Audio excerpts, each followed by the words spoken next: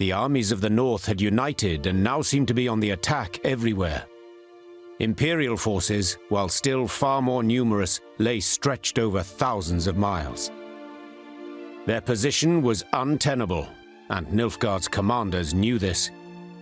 In a decisive battle, they yet stood a chance, so they gave said battle, and suffered a resounding defeat. Just a few months on from that memorable night in Rivia, the Imperial army was in utter disarray. Aldersburg, the fortress, remained a last point of resistance. General Dahi and what had survived of Army Group East had dug in there. This place, where Nilfgaard had triumphed grandly in the war's early days, would now bear witness to its impending defeat. It seems history, after all, has a sense of justice, or humor, or both. Though Meve had already reclaimed her realm, she refused to retire her sword just yet. For King Demavend had requested her aid in purging Edirn of the invader. How could she refuse? She owed the king a favor, firstly. Yet she also had a burning desire to settle the score with Dahi. Demavend's envoy and I spoke, Your Majesty. The king has Aldersburg surrounded. He awaits and won't begin the assault till you arrive. Good. I truly hate to miss it. Tell the troops to prepare. Gear and ire. Of course, Your Grace. Yes? Is there something else? Pardon my boldness, Your Grace, but I can't help but be concerned. You don't sleep. You've the air of illness about you. I think back to that night in Rivia often, to Gascon's death. Perhaps I made a mistake. Perhaps he didn't have to die. He didn't, Your Majesty. He needn't have been there at all. I'm a soldier. I swore to serve you. Gascon, not so. He might have left at any time. Guilt, pity trouble you, Your Grace, I know. But he signed on willingly and knew exactly what for. Gascon gave his life for he thought you worthy of it. There's no greater proof of friendship, no greater gift one can give. Accept it, Your Grace, and remember him with gratitude, not sorrow.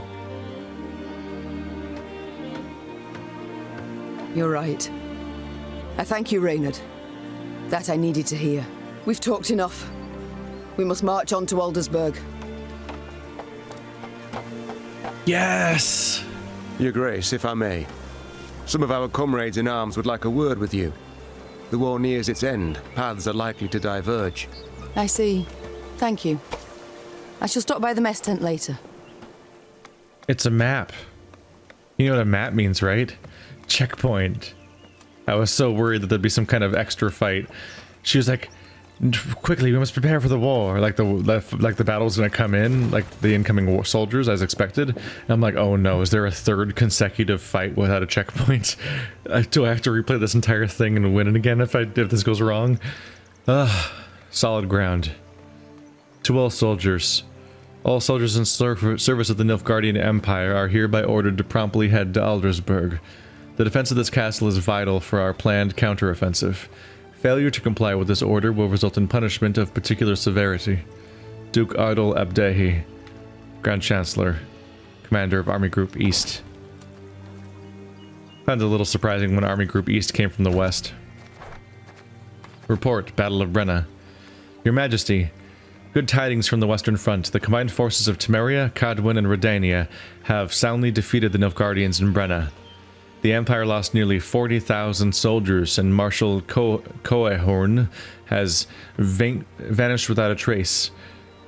Army Group Center is in disarray, and King Foltest is forcing the enemy of Temeria. Oh, and King Foltest is forcing the enemy from Temerian lands. The Emperor has expressed readiness for truce negotiations. Victory is close at hand.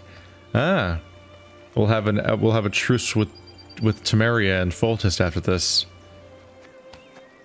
Your Highness, we deeply regret to inform you that Captain Tobias, who provided us with invaluable information from the Nilfgaardian-occupied capital, was unmasked and beheaded after 3 days of intensive torture. While leaving the city, the invaders took with them his family, a wife, and 2 children, 12 and 7 years of age. Their fate remains unknown. Oh boy. Tobias kept giving us information and now they're dead. Report from Addictive. Enemy armies in tatters, fleeing south, towards border. Movements chaotic, uncoordinated. Suggest no contact with command. Scoia'tael commandos also in retreat, to east, towards Dol Blathana. Without Nilfgaardian support, elves slaughtered by Adarnians whenever caught. Emperor preparing for peace summit. Reports indicate willingness to make far-reaching concessions. Last bastion of enemy resistance, Fortress in Aldersburg.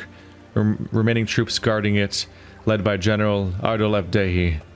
He refuses to all calls to capitulate. But he was scared. He ran. He can't claim poise and might anymore after what he did. No conversation with you, huh? Mother. Huh. We shall speak later, my son. Always good to see the Queen. How can I help you? Our conversation in Mahakam. Do you recall it? When you resolved to join my force, leave your homeland? Of course. Clear as day, that. You saved me and my clan. I'm in your debt. Will be for some time. Well, we've won the war. And you had a hand in the victory. Heavily so. As I see it, you've more than repaid your debt. Feeling a wee bit choked up, as King Desmond said when an assassin's bolt ran clear through his esophagus. Come here and give us a squeeze. Later, perhaps. But Gabor, any plans for what comes next? Ha! I wasn't expecting to have this chat, so I'm a bit caught with my knickers down past my knees. War's over, but we've much left to do. Our relations with non-humans, for instance. I mean to improve them. And I think you could help, Gabor, greatly so. Meaning, you'd like me to stay in your court? I'd see it as an honour, Your Majesty. An honour true. We shall return to this conversation later. No skin off my back. We seen each other, Your Grace. The terrifying example of choked up. Has our party truly grown so small? Four conversations, one silent partner.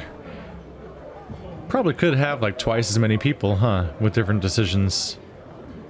Well, I don't know if you can ever have both these two alive.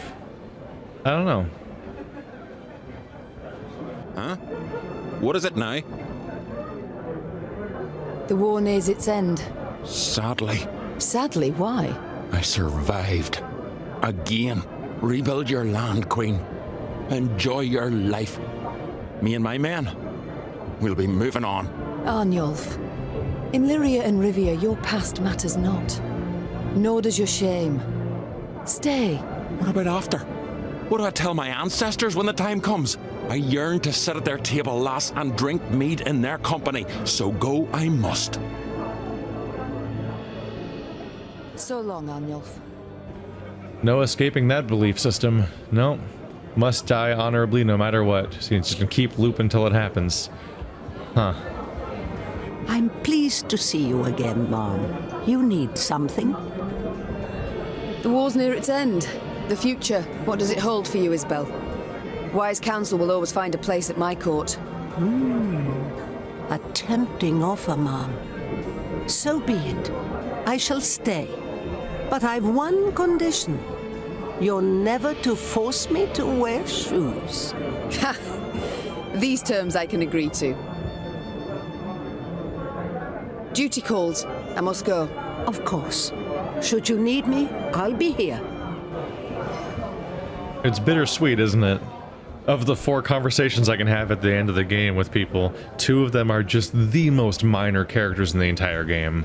It's like these 2 and like Ek are probably of this level of minorness. Barnabas is pretty down there too. It's like these 2, Ek and Barnabas, are like the 4 characters that are like incredibly minor. I would never put the dog in that category. He's in every fight. But yeah. The stronger the personality, the more likely they were to either die in some sort of scene, try to murder me, or be Rayla, have some kind of strong personality thing that made them leave. Ek and Rayla. Right, and also we had the engineer who betrayed us, So one of the many characters that left. I wonder if there's some version of the story where he doesn't betray us. There's supposed to be an achievement for finishing the game with every companion, but he sounds impossible because he was always a traitor the entire time, and you didn't make any decisions that changed that as far as I know, but maybe somehow you could change his mind like you did with Gascon. Your Grace, I wished once more to express my gratitude for your show of mercy. I showed mercy, true, but felt much more. Anger, pain, now resentment. You hurt me, Reynard. Wounded me to the bloody core.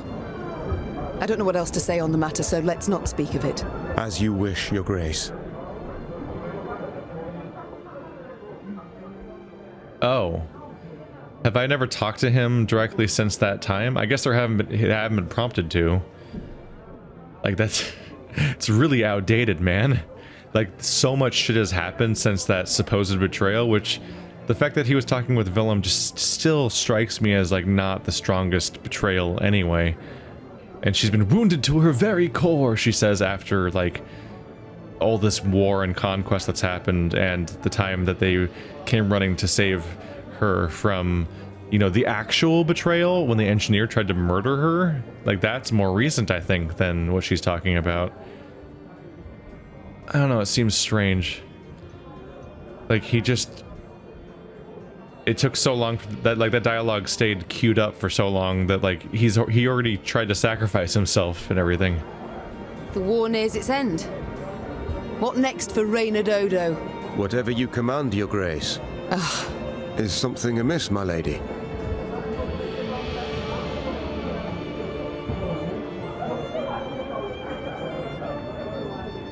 To be perfectly blunt, I've no wish to give you orders anymore. Your Grace, would you wish me to leave? Remove me from the court? No, Reynard. I'd wish you to stay. But I'd no longer wish to be your queen alone. Do you catch my meaning? I do, Meve. I do. It's time I attended to other matters. The first part and the second part of that conversation had a real whiplash of tone, didn't it? Should I change my deck? I guess the issue is I never know what I'm gonna face. So I'll never know whether or not I should stick with the same one or not. There's almost certainly too many of these, though, and too many of these. 5 is a fun number, because you put one down, it summons a second one, then those two summon an extra ones. I guess it kind of rounds up to 4 then, doesn't it? Yeah. Because it'd be 1, then 2, then 4, then 8. Like, you'd need so many to make use of it at that point. You suck. Let's go back to Lyrian Banner if I'm using this strategy. That makes this a 3-turn cooldown, which is pretty strong. And we'll actually stick with that, because I don't know what to expect from here on out. Necessarily. Whatever fight comes next, I don't know what it'll be. I just wanted to do the little alterations I was thinking of before. But I don't know what to change until I know what we're facing. Even though, yes, this is a hyper-specialized deck, so... Is this what the first map looked like, or is this a custom map for the ending? This has to be custom, yeah. Yeah. Oh, wow, there's actually stuff to do around here. Wow. I was gonna say, like, there's no way Chapter 1 was that small. There's no way. Look, 'tis Meve, slayer of the Blacklands. Long live the Queen! Just watch and wait. I wager you'll chase the Emperor himself off the throne. They say war's a man's affair, but you showed them, my lady. Just watch and wait. Just watch and wait. Nope, nothing back here. It's time to take back the kingdom. The victory march, perhaps quite literally.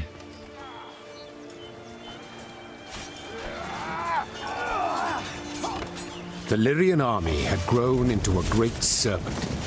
So much so that riding at the column's tail, Meve could not see its head. Footmen, cavalry, and archers stretched like a glistening snake between two horizons. Meve had come a long way indeed, and she felt proud, as did Willem riding at her side. At first, the troops had eyed the prince suspiciously, if not with hatred. But they'd watched him fight for weeks now, and saw him as one of their own. Suddenly, Meve heard angry cries and the clash of steel against steel, all at the column's front. Close ranks! To the left! Man's left! Support the flank! Meve drew her sword, spurred her horse, and galloped forward along the line of troops. Then, through the swirling battle dust, she spotted shimmering golden suns. And so we return. Nilfgaardian survivors. Meve drew her sword, yet did not rush headlong into the heat of battle as she once would have. Old wounds and lasting traumas still nagged her, and besides, enough blood had already been spilt. The queen awaited the day when she could finally exchange her heavy armor for an elegant dress, and her saddle for a throne. Short story battle. My deck's gonna feel really cumbersome now, isn't it? Got that guy. Fire's always fine, you're always fine, I guess. Blacksmith for the double use. Let's not do the Willem strategy. Double fire's fine. But the Scytheman strategy only works if I have my adepts. Otherwise, this whole plan makes no sense.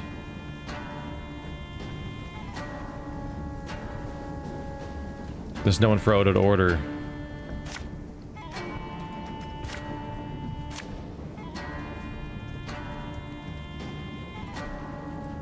We could just go all Odo? Yeah. All of these are loyalty related once Odo's involved. And I can still summon the other Scythemen without necessarily being able to boost the number of how many there are. Surround them! 101, 102, 103.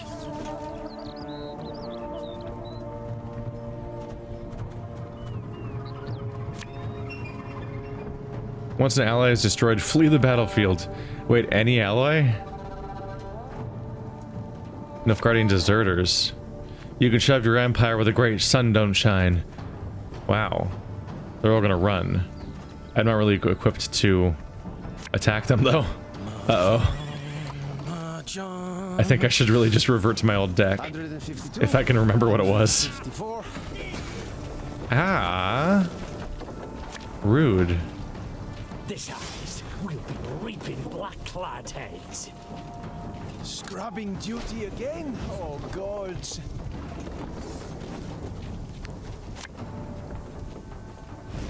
Here they come. Spirit's willing and all, but down boots are killing. Right. Set someone to 1 power. Bloop. That'll be targetable by all these deserters. For the queen! Let's get the stacking. New orders? No?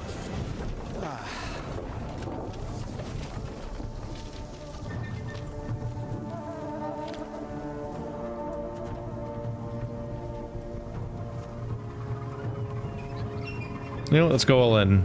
Ooh, firebombers. Handy. I smell a leak. That'll take care of that problem. I can't believe it actually doubled them up. That's perfect.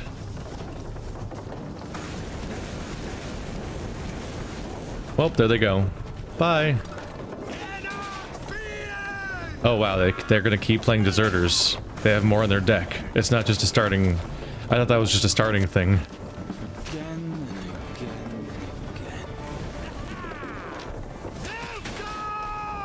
Wow, okay. We're gonna have a weird round. An army's a waste of time for one like me. She's not really useful right now.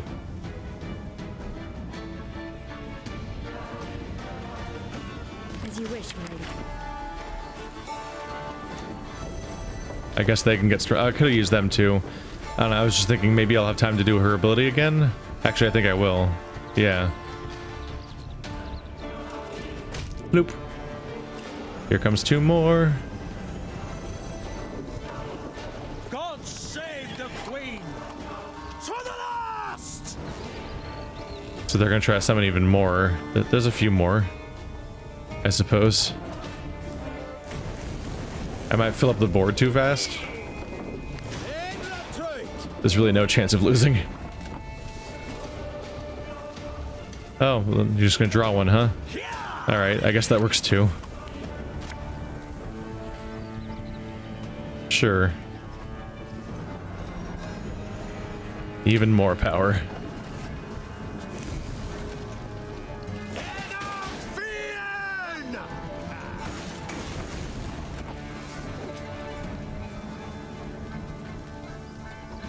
Do I really want to use Odo?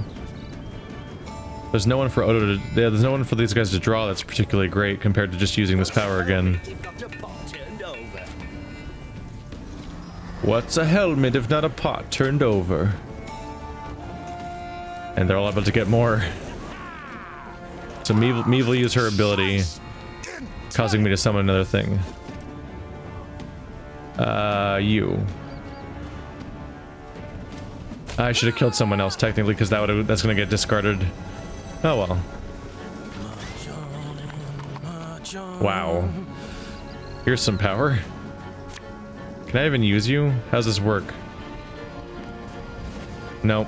It doesn't seize it. And I thought maybe it would destroy it because there's no space for it.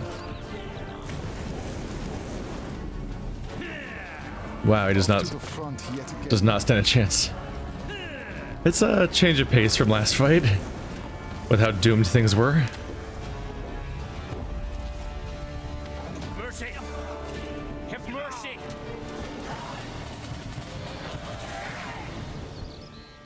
So did we learn a Normally lesson? Disciplined, determined to an extreme, these Nilfgaardians quickly broke rank and ran. Deserters! Leaderless, Your Grace. A scout reported. Headed south they was, towards the frontier. Chained prisoners now sat along the dusty road. Meve stopped in front of one. He was ragged and unshaven. Flies had taken an interest in his poorly bandaged hand. Spotting the Queen, he lowered his head and quivered with terror. I know you take us for savages, Began Meve, her gaze passing over several scraggy black-clads. but fear not. We shan't flay you alive nor eat you for dinner. And when a truce is signed, you'll be sent home, where I most sincerely hope you'll stay this time. As the Queen mounted her horse, she barely concealed a grimace. Her thighs were sore and chafed, her hands raw from the reins. But she bit her lip and rode on, for the prize was now very near.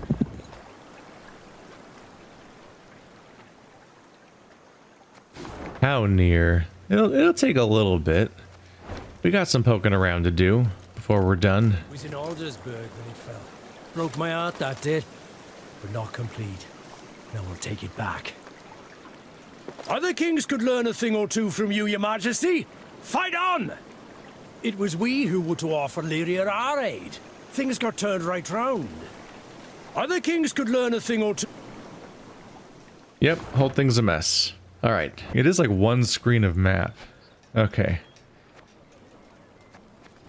Let's start poking around. Not gonna lie, I didn't really even expect more gameplay. Like more world walking to happen at this point in the game. Your Majesty, a boat used by the Nilfgaardians to haul looted goods has crashed into the span of the bridge. We can attempt to fish out the valuables, but the current is dangerously strong. Our soldiers would be at a risk.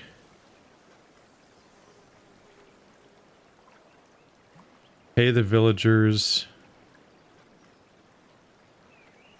Or lose your soldiers.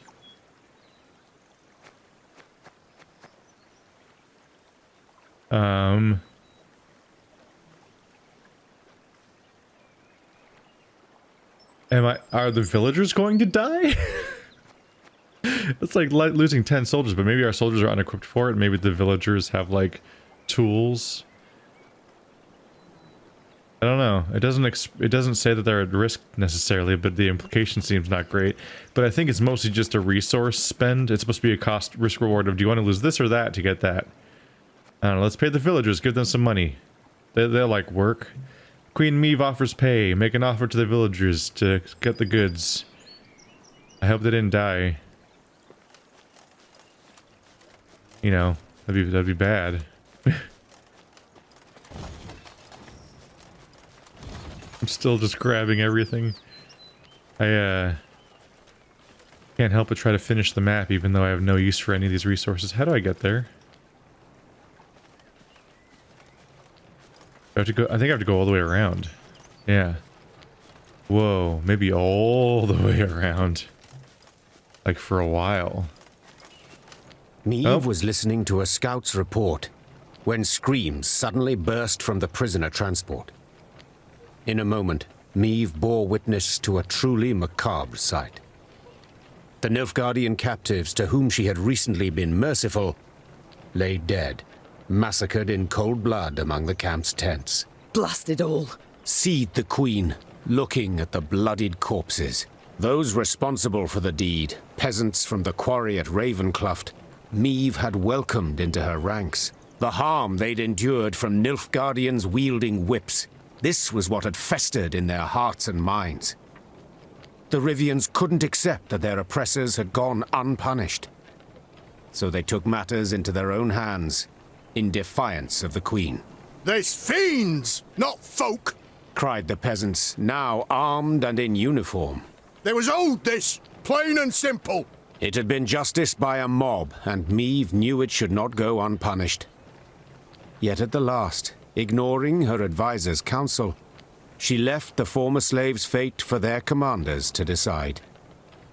For the Queen had grown weary of choosing between two evils, each one darker than the other. Ah. Delegating. I was actually feeling a similar thought. I'm like, this is exhausting. Like, we're at the final stage and I'm like, we're still doing this. We're still doing this. Once again. And it's also, in this case, it wasn't our choice. Long live the Queen! Long live our liberator! Interestingly, it was our choice to bring the peasants in or not. Whether or not we wanted to hire them, I think. We had to train them with money. It was not our choice to give mercy to those Nilfgaardians, if I remember correctly. It was actually something that stood out to me, is that we just captured them as in a sort of a passive cutscene. The war nears its end as the Blackclads flee with tails between their legs. The time has come to raise our homeland from the ash and rubble. To those who yet live, take up hammer, saw, and axe. Roll your sleeves and set to work. The nation is building its home. All's left is to drive the Blackclads from Aldersburg, and the war's won.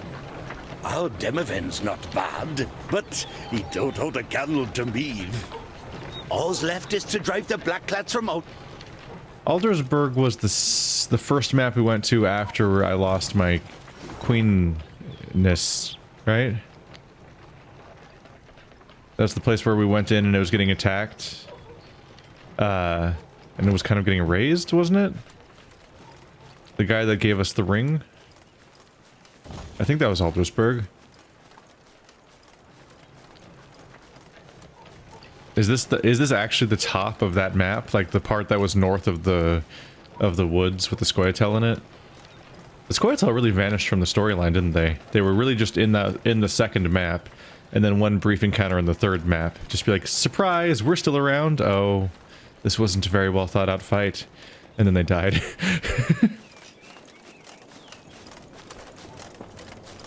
The good mothers guided you to victory.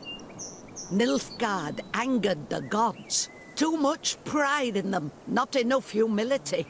The entire North owes you thanks, milady. And you, the gods. The good mothers guided you to... It's our victory march. And I missed two things to the north while I was looking for items in the south. Was one of them in this crate? Yep. A new cemetery. One of many that have appeared in the area. Most of the dead have not been identified, their graves unnamed.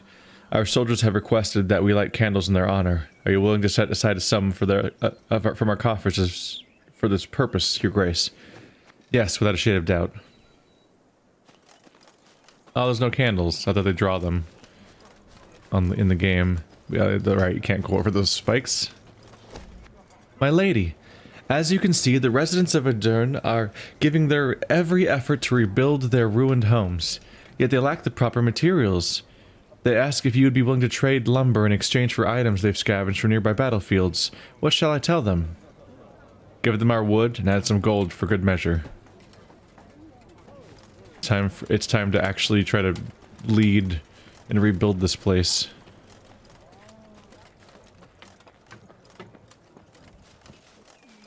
This might be just an endgame money sink, where you can kind of just throw all your excess resources at various events. Meve noticed one of her scouts, a certain Corporal Larkin, halt his mount and train his gaze on the woods. Your Grace, I thought I heard something, could have sworn. A whisper, maybe, but...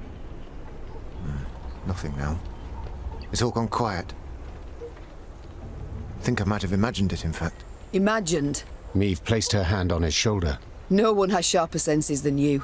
If you claim to have heard something, it's worth a closer look. Corporal Larkin saluted, then rode past the trees. Suddenly in shadow, he keenly scanned his surroundings. Something caught his attention. He dismounted, then brushed aside ferns, exposing tracks made in the mud. Your Majesty! He shouted, quickly turning towards the road. Sound the alarm! It's Scoia'd! An arrow whisked through the air, pierced his throat, and suddenly silenced him. Then the forest came alive with cries in the Elder tongue. Elves on the attack. Oh. Wow. The timing of that. Wow, there sure haven't been any squids. I say, seemingly dozens of hours since they last showed up. The battle for Naught. Meve cursed under her breath. Did Scoia'd hatred know no bounds? The war had already been lost. Nilfgaard, who had supported their cause against the northern kingdoms, had retreated beyond the Yaruga. By attacking the Queen's army, the elves must have known there stood nothing to gain. That is, other than the heads of enemy Dahoin. Shortened battle. Well, let's ruin them.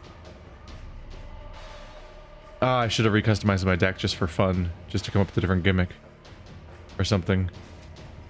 Although the more I look at the deck, the more I'll significantly lengthen this playthrough's ending as I toy around with different builds and ideas.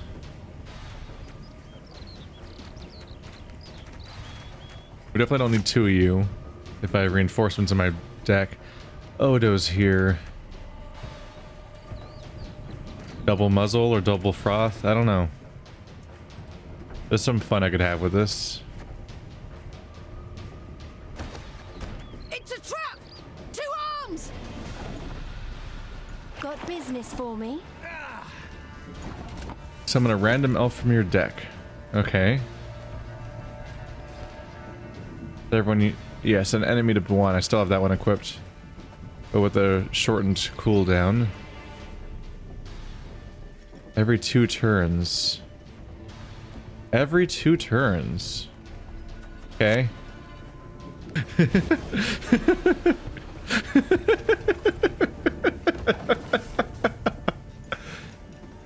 Nay, Dwan vacamest. Ow. You don't want me to summon that card from your deck, huh? That's not very nice. As you wish, my lady.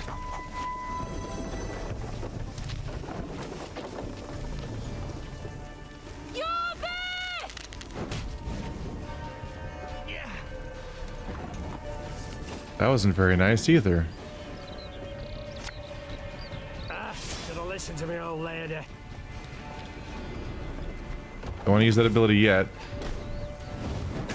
Ooh, that's gonna be a lot of attacking. Sing the song of steel. Hey! Don't do that. I need to summon my army. This harvest will be reaping black clad heads. Oh boy. I'll use my ability in a moment. I just want to use this. Although admittedly, waiting this long, all the setup, then using that, I'm not going to get a lot of use out of its power. Ow. You're hurting me. Oh, geez. They actually are, like, hurting them.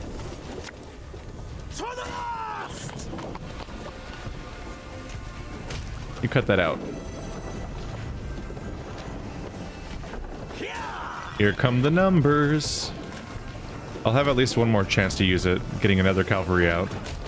Alright, and they'll summon 2, right? So I'll have 4 cavalry. Jeez. Yeah, the attack spam's melting my guys, although I still have 90 power and they don't.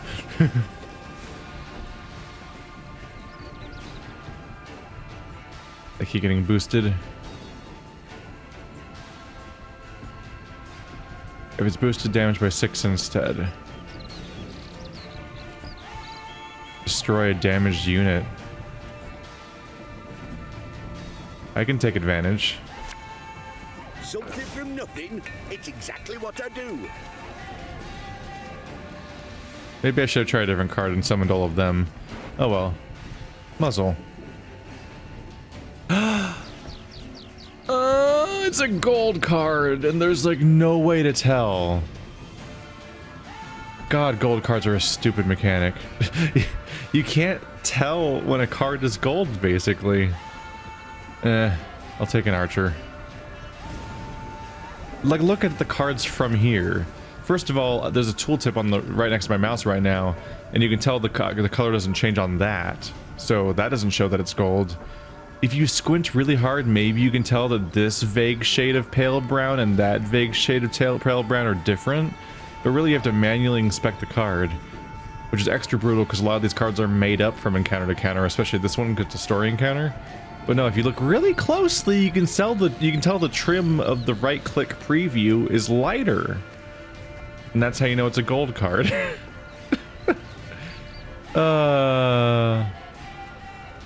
This is a neat game, but it's just bad at communicating information in a lot of ways. Down to like, this is an example, but like down to many cards having like descriptions and text that doesn't make sense, or if you analyze it, it just doesn't actually, it's not up to the standards of card games and being clear in its description, to that kind of thing. Like this game, honestly, both bosses and gold cards should just have some kind of icon that very, very clearly shows what they are. And I don't even mean that little thing in the nub in the corner, which is never quite maybe explained, but maybe that means it's gold, because look at the screen space that is. My finger can cover it on my mouse. Like like this thing, like here's a cooldown icon, and then yeah, there's the immune icon. That kind of icon showing like a boss would be like some kind of skull or angry face looking icon, and then gold icon would be like some other icon. That's how you communicate information. Like they have an icon system understanding that kind of stuff needs to be labeled, but they don't do boss or gold, which are other things that should really be labeled for those kinds of things. I give boss a little bit of a pass because at least boss says boss in the title, because it says it right here. So like when you highlight a thing that's boss, it says like human field support boss or whatever. So at least it's labeled in a way you can find, whereas this one you have to physically open up the menu and look, oh, I guess that is gold. And that's about it. Blah. I should do the blacksmith next. No, sorry, the drummer. Drummer, then Odo. Actually, maybe reinforcements before Odo. To help one or the other. I guess it depends on what the timing my loyalty. They are crushing these guys one by one. Holy crap. If they're boosted damage, then by 6. Yay. Again and again and again. Next turn is loyalty. So yeah, I'll do Meve. The storm is coming. Let's enjoy the weather while we still can. If any were destroyed, move to the other side of the battlefield. So if the people adjacent to this person are stronger than 6, then you keep them. You're boosted too. Isn't this fun? Ow, by the way. No! What a bummer. March That's not the card I want to draw at all. Oh no. Oh no. Hey, Firebomber, you're kind of late, but I'll take it. What would I want to use you on? I guess you guys, maybe. But I'm about to use my loyalty in a moment. Yeah, I'm about to use my loyalty now, so probably not. Oh, I know what I want to use. I want to use you on this guy. Because I'm about to use my loyalty ability, so let's just draw even more of them. Won't that be fun?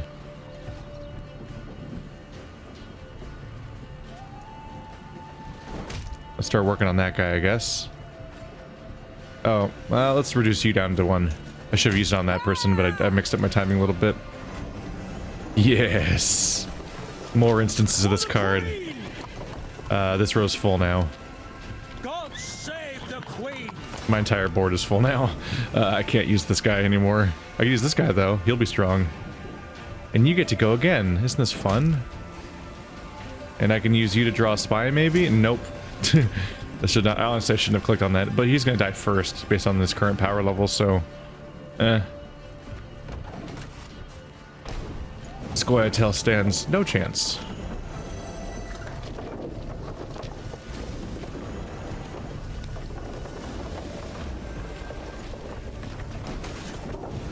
Oh, right, that's still happening. Well, that opened up some space for me. Yay, more fire. Isn't fire fun? Army's a waste of time for one like Yeah, they burned through some of my units again. Well, my field is full, and they're taking a significant amount of damage per turn. This is such a powerful card. Whenever you play an elf, boosts adjacent units by 2. You think would have wanted to play that like not at last, huh? Anyway, oh god, another drummer that I'm not gonna get to use you. No, Willem, you're a traitor. You dirty traitor. Not now. Don't get drawn now. Oh well. Banana. Renner, stop! We surrender! An attempt was made. The Scoia'tael fighters stood no chance against Meve. When the sounds of battle finally ceased, the Queen, victorious, tossed aside her arrow-studded shield. She then ordered the commando's leader brought before her. She'd expected a ranter who would turn up his nose, spit in her face, and cry, "Death to all Dwan!" But the bloodied elf before her was no arrogant firebrand. He averted his gaze, and his lips gently trembled. Youthful you look, elf. How many summers to you? 30? More? 27, my lady. 27. A wonderful age. A shame to die so young. I beg you, Renner. For mercy, I ask. If not for me, then at the least for... Mercy? You jest. You wait in ambush, come at us like bandits, and now you dare ask for mercy. It was no ambush. Don't play me for a fool. I know what I saw, and am no stranger to warcraft. It's not you we wished to fight. Sverre. Then who killed Corporal Larkin, Werebubs? When we saw you on the high road, we fell back and hid in the wood. We wanted you to pass. Your scout's hearing very keen. He heard something, then spotted our tracks. You must understand. We had no choice. Hang on. I'm pretty sure I either met you in Witcher 3 or I had a card of you, which probably meant I met you anyway. He's familiar, but it might just be a headdress that shows up too much.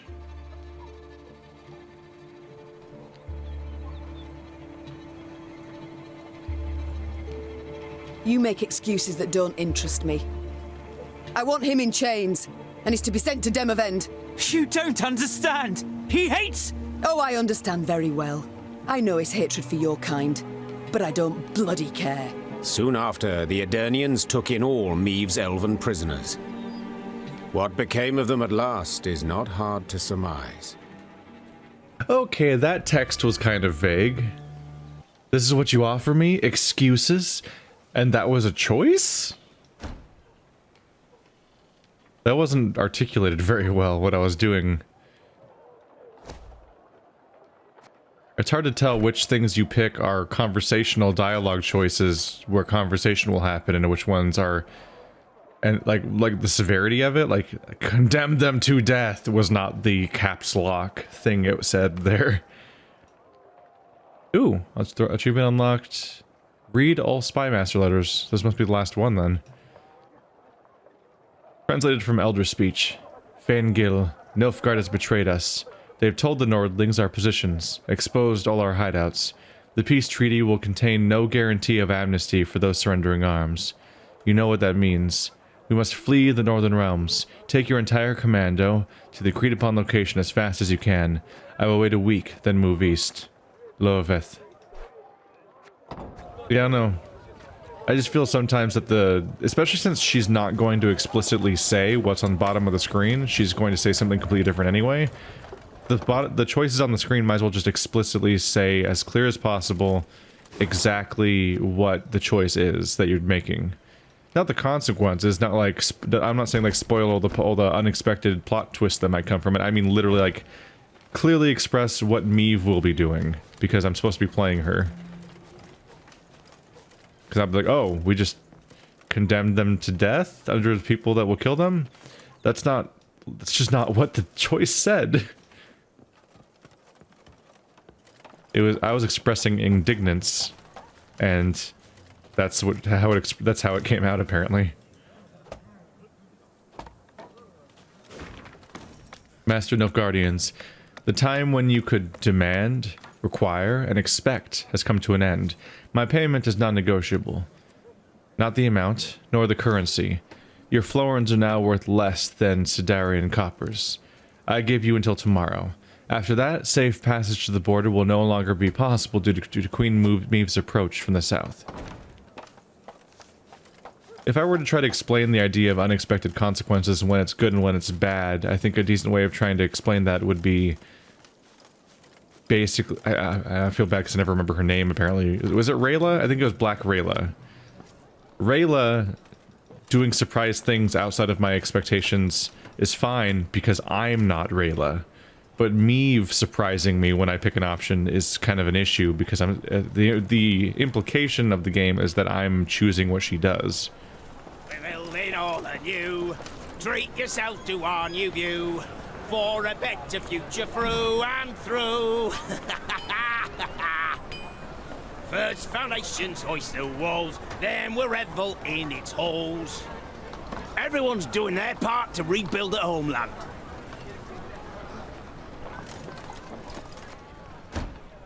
Let's see here. I want to try something. I just remembered.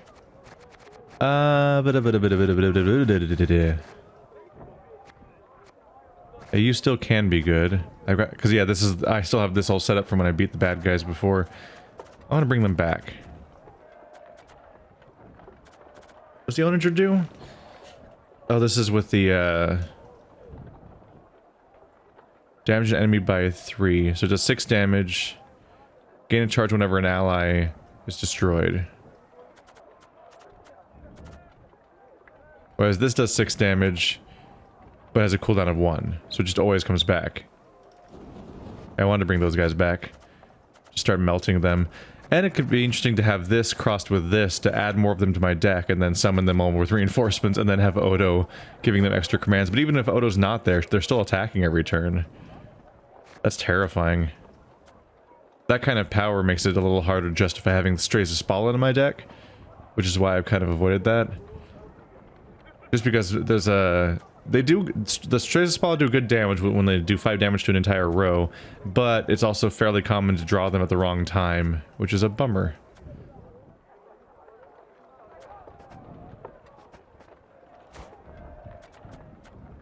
Where's my gold cards? Yeah, a lot of my special cards aren't in the deck right now because of the stuff that's happened.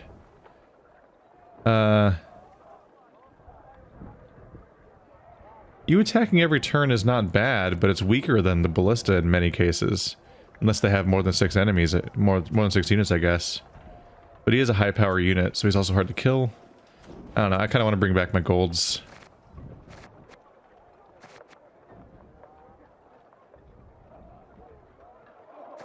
Film is neat, but inconsistent. I don't know. I'm not a big fan of keeping that in the deck.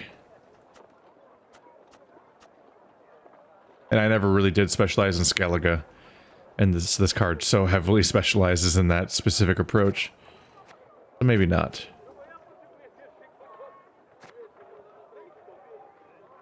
Whereas Golden Fraud, I get maximum effect as long as I just fill up one row. And Muzzle's neat. Muzzle is neat. And between all these cards, I can get good use out of a blacksmith, just getting to use some of these cards again. I might bring another one back in. Get up to 3. Don't want to overdo it, but 3 can probably get some stuff done.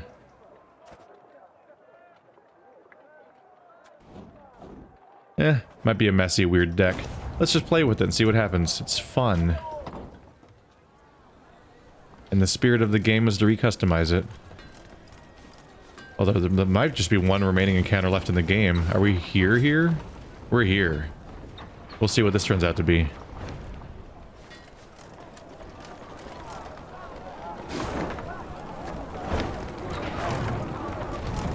It'd be an honor to fight at your side, Majesty. Side by side, we'll kick those black clans across the Yoruba. Long live Eden! Long live Rivia! Long live Hyrule! Lyria! Okay. Just went explicit with it, huh? Just slipped in Hyrule there. There's a lot of fourth wall breaking, like, pop culture references in this game. But that one was voice acted. The Lyrian Corps neared Aldersburg, and it could not have been on a more idyllic day. The sun shone, birds sang, trees rustled in a light breeze. But Meve saw it as she had at the war's start. Walls illumined by a fire's glow, the cries of fleeing civilians, the stench of burning flesh. As on that day, Aldersburg was under siege. Yet this time, Eden's flags fluttered in the field, while Nilfgaard's tattered sons crowned the fort's towers. The Queen found Demavend's tent without difficulty. Made of sheets of silk edged with silver thread, it positively shone. Seems the realm's restored to a virtuous path, muttered Meve. Aha! There she is! Queen Meve, savior of the North. The Sun Slayer. Mockery I don't appreciate. I wouldn't dare. Not my words, those. You've been painted thus in song. Master Dandelion himself wrote a ballad, The Battle for the Bridge. If you take the bard at his word, you're as fierce with a blade as any witcher. Is that jealousy I hear? To be perfectly honest, Meve, it is. For I hadn't the pluck, nor resolve. And when all the North tucked tail, went to shite, you alone stepped up and bared your fangs. Let it be a lesson for the future to us all.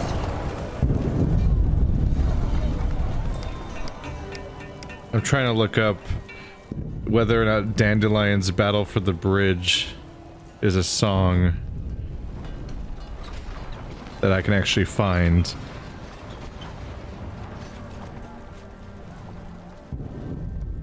I don't know if it's gonna be... No, I don't think it is. What?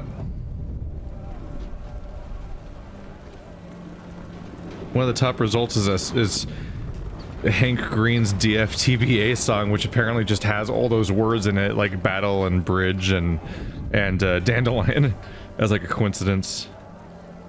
No, I don't think it's oh, I thought that'd be fun if I could find the actual song. Maybe it's in the book or something, but no search results. You called out the future. Tell me, how's your son? Baldwin. Growing like a weed he is. And a spitting image of his old man. Good news all, especially given the mother's profession. She's now Countess Demerita of Gullet, a lady of the court. Ooh, your lawful wife must be thrilled. Hard to say in truth. I've not seen her in some time. Duty keeps me away, you understand. You work hard, I'm certain. Many a night, too. You might say so indeed. But enough about me. as we're chirping away like two gossips in the field? Do tell me, what a villain. He's here with me. Ah. In chains, perhaps? No. In coronet and robes. We came to an understanding. What's past is past. A lesson for the future?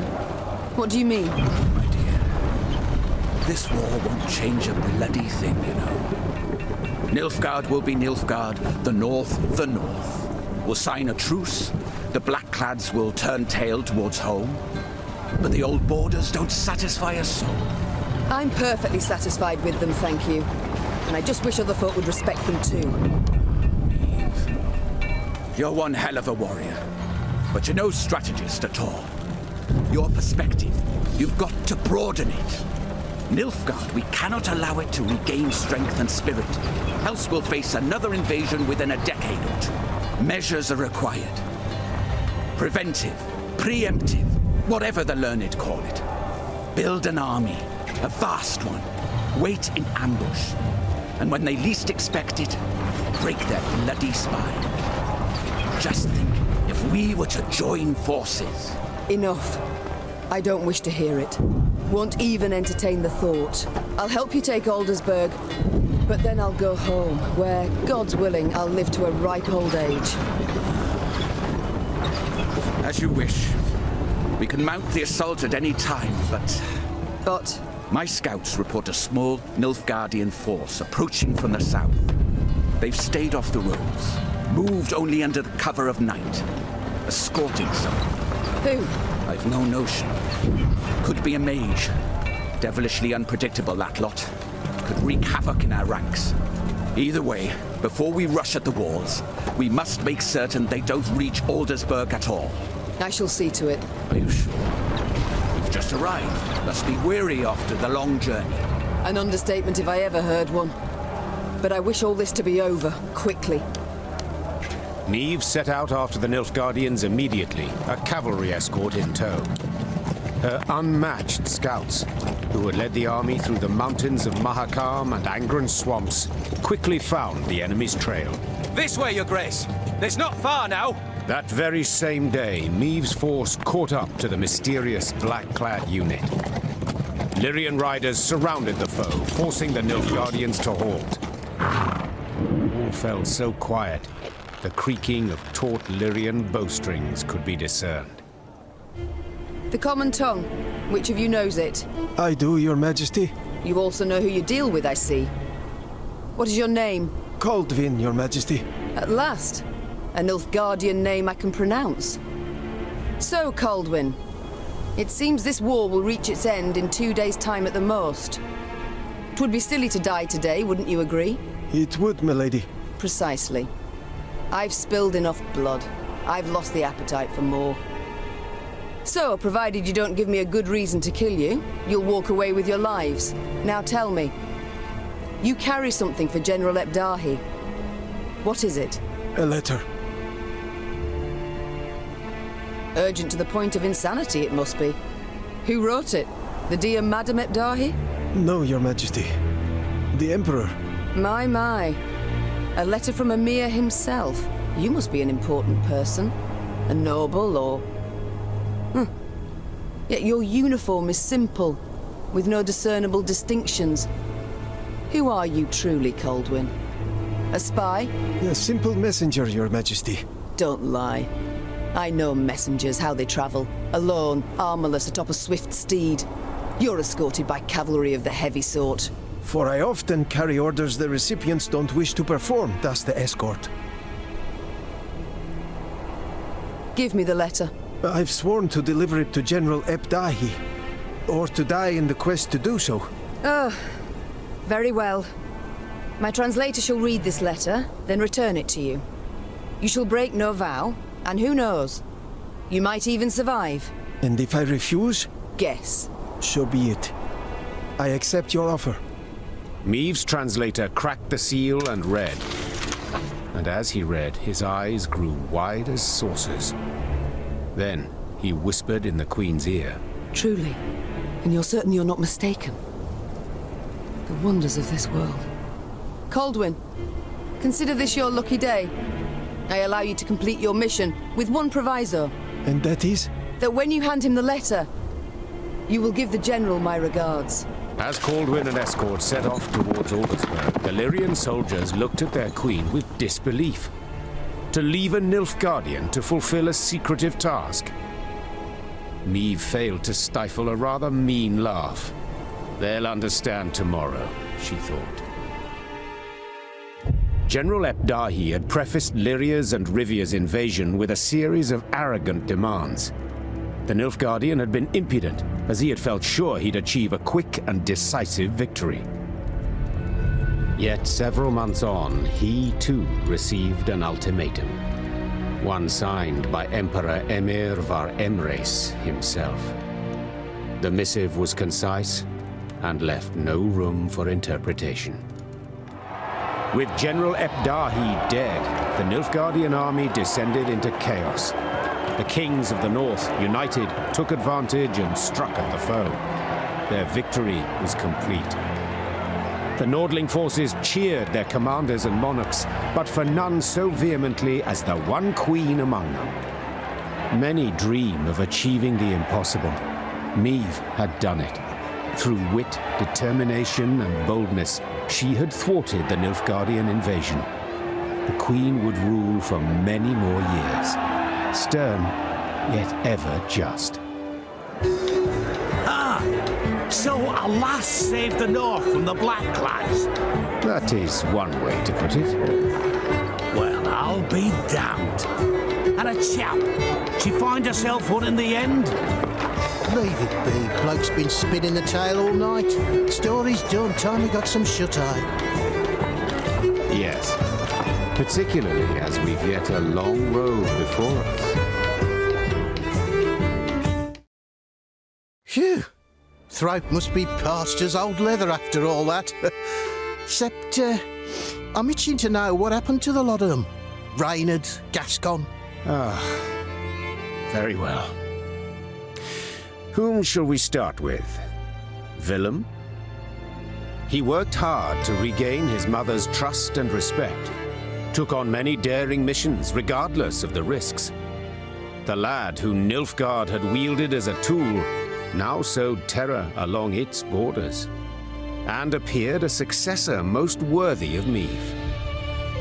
Gascon was buried with honors of the most refined yet mournful sort. His peer lords themselves bore the casket. Soldiers in parade dress beat the funeral drums, and a new stone figure appeared beside the Brossard family vault, the very pointer from their crest, a ducal crown upon its head. As news of the Nordling victory filtered south, Nilfgaard's inhabitants greeted it with disbelief. Returning Imperial soldiers told stories of Lyria's cruel queen, who murdered prisoners and sullied sacred laws. They referred to her as Gvaeldet, the bloodthirsty one. Once the Scoia'tael had withdrawn from the northern realms, non-rebel elves and dwarves emerged from the woods. Though they returned to their homes in human communities, they lived in fear of their neighbors, aware that the next massacre would eventually come. And Meve? As I said, she ruled with an iron hand, not fist. Reynard ever at her side, tempering, supportive. No longer a general and trusted advisor, he had to the Queen become something more. Much, much more. And now, if you'd allow me... Course. Leave him be, lads. Let him get some rest. Till the time comes for the next tale.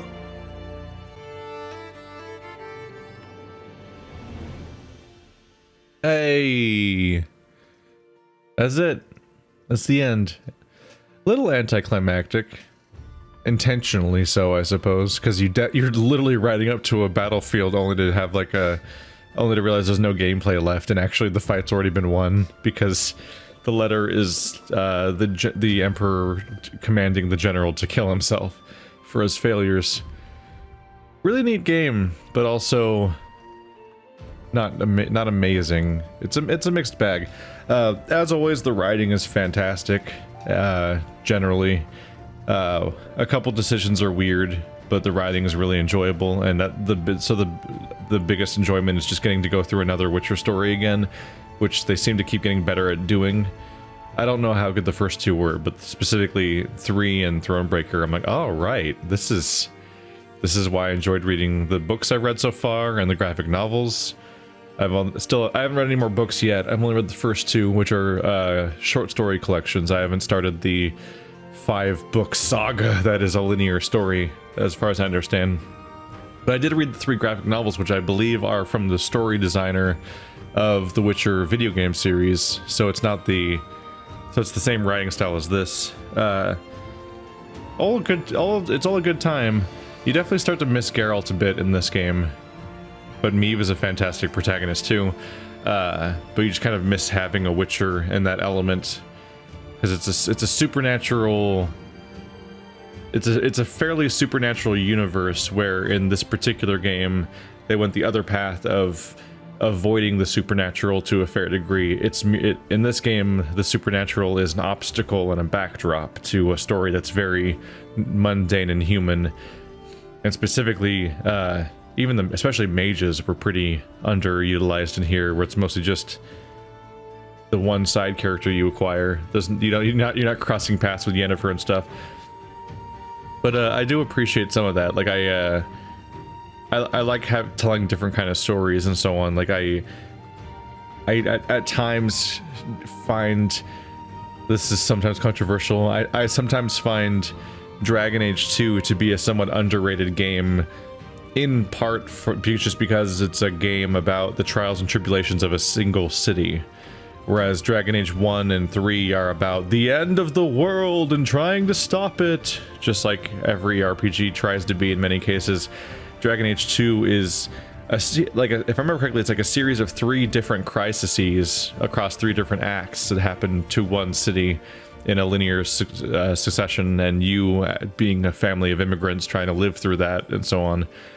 And of course, you still get to be the hero and kind of main character of the conflict and at the center of it all and everything. But it's so much smaller scale, and I kind of appreciate that. And so to that extent, like, it's kind of fun to be like, hey, yeah, this is a supernatural universe that's based entirely around dealing with said supernatural concepts, because it's literally called The Witcher, named after the character that does deal with those things. You can tell other stories here that just completely sidestep that premise, because the world has enough room in it to tell other stories. And that's neat. I don't really have complaints about the story, generally speaking. Not noteworthy enough, at least. It's mostly gameplay issues, which I've largely talked about, but hey, we're waiting for the credits to end, so why not? One is that the open world is kind of fluff. One thing is it doesn't control great, because you have to control it entirely via clicking. There's no WASD controls for moving your character around. It's just kind of weird. But also there's just not much to do. You're really just trying to find your next card game most of the time. But while mostly scraping around the map, not because it's necessarily interesting to explore, but more because you don't want to miss anything, is the main reason why you're exploring thoroughly. The resources don't do anything interesting, especially when you run out of things to buy on your skill tree. Then they stop doing anything interesting at all, because then you quickly lose any proper money sinks, because you can't really spend that much on buying copies of the cards you already have. It really is the skill tree that soaks up the numbers like crazy. But then, while the skill tree stuff felt expensive at first, it quickly becomes apparent that, like, oh, this just runs out like 4/5 the way through the game, and then you just have a massive overflow of resources that mean nothing.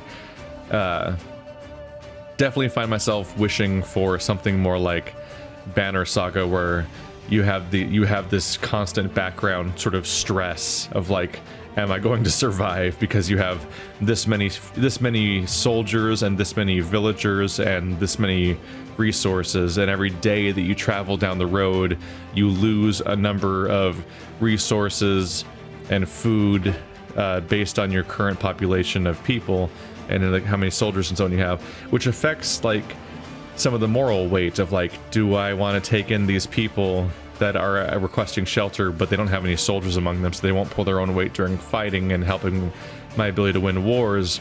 But I'd be helping the people, but they also are just more mouths to feed. So my supplies that'll currently last me 13 days are now going to last me 11 days. And am I going to make it to the next town in 11 days? And like, there's all these little gambles there in Banner Saga, and it wasn't a massively deep and complicated system, but it was a constant background stress that really made you feel like you were doing this big attrition-based marathon trek. Because narratively, our caravan in Thronebreaker is virtually identical to the caravan from Banner Saga, but none of those concessions really came into play. Instead, you make a series of choices that are interestingly written moral conundrums in many cases, but the only outcome is a second slideshow happens later explaining the consequences. And usually it has very little effect on anything that you would worry about mechanically in the game. The massive exception being the various ways you can lose your hero cards. Especially earlier on when you have fewer hero cards, each one of them seems incredibly powerful because your other units aren't nearly as strong and your hero cards are very strong and very versatile. And so every way that you can lose one feels brutal. Especially the fact that Caldwell is a very powerful card and you lose him no matter what because of a betrayal that's baked into the story. And the same thing happens with the engineer character. You have two very powerful cards that you lose permanently as part of a betrayal. So it's like you feel it twice. One, for the narrative in that they pose a direct threat to Meve, and two, because they were a unit in your squad that you relied upon and they're gone now because they turned on you. The kind of thing that's handled really well in like Dragon Age and stuff like that also is like the idea that there's certain characters that might leave your squad or betray you for various reasons based on decisions you make throughout the game, and that is brutal if it happens.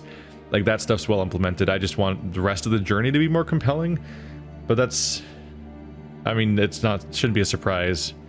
With me playing like Papers, Please and Banner Saga and Pyre and Frostpunk and This War of Mine, I'm clearly kind of a fan of games that are kind of just trying to stress you out mechanically the entire time. So that's kind of all. I just want it to have more to it, and that's probably not what they were going for, because it does feel like they just wanted a casual walkabout experience that lets you do a bunch of card games. As far as the card games themselves, they're fun, and there's a bunch of fun cards in the game, but the balance is a nightmare. I was playing on the hardest difficulty, and I was genuinely surprised whenever anything defeated me, or even really came close to defeating me, especially after like the first third of the game when I started having my strategy started to sort of like steamroll a bit or snowball, I mean, and I started getting more and more ideas and fine-tuning my deck. I was doing so well that, I mean, like, despite the fact that I don't think I even was making great decks necessarily, that I genuinely I was like gaslighting myself a bit, like being like, this game doesn't have difficulties, does it? I must be misremembering that I chose the highest difficulty, but I did choose the highest difficulty. In fact, I saw a review on YouTube before I played this game that was like, it was only like a 4-minute little brief thing if I remember correctly, but they specifically talked about how the game didn't pose much challenge to them. And so I specifically chose the highest difficulty because of that, I think, and still didn't really run into any problems. And the hardest encounter of the entire game, which was the general himself, was almost cartoonishly difficult, that there was no in-between of difficulty, that like it was just the difficulty balance is weird. Like I should feel like I'm constantly at the risk of losing. Even if I win most matches, I should feel like I'm constantly maybe going to lose if I'm not careful. Kind of like the idea of playing through Dark Souls when you've already played through Dark Souls before, is like the idea like, well, I'm familiar with this now. I should be fine, generally speaking. It's not my blind playthrough, but like they still pose a threat. Like if you aren't completely focused and eye on the ball, you're going to get wrecked. But I don't think that's really a thing in this game in many cases. I think a large percentage of the game you can kind of be half paying attention and do massive misplays, and I did the latter. I was always paying attention, but I definitely did some massive misplays here and there, and then did not pay the price for it. And I even expressed at the time how I'm kind of disappointed that I didn't pay the price for my own mistakes, because I'm like, how did I... the fuck? Anyway, that's it though. Thronebreaker. It's like a 4 out of 5 or something. It's pretty neat. I enjoyed it, but I can just so clearly see the ways it could be better. Not like the armchair game designer sort of way where I'm like, it's so easy, why didn't you just make it better? I'm like, it's probably very hard. I'm just saying, like, I could just see its certain flaws very clearly, and they stand out like crazy, specifically because the game is so good that and so close to being fantastic. And also, gotta give it credit, it's a rare, it's a card game campaign. It's an exceedingly rare type of game anyway, so kudos for trying it all. Thanks for watching like always, guys, and I'll see you next time. Look at all them numbers. I don't really fully believe 73 hours, though. I must have let it sit for a while, huh? The Nilfgaardian Empire has been defeated and driven from the northern realms. Oh, that's a neat feature. On the main menu, if you click load, and your completed save, like, you can't do that, but it's like return to, you can rewind to each place. 3 months ago, holy shit. It's been a while, huh? RPGs.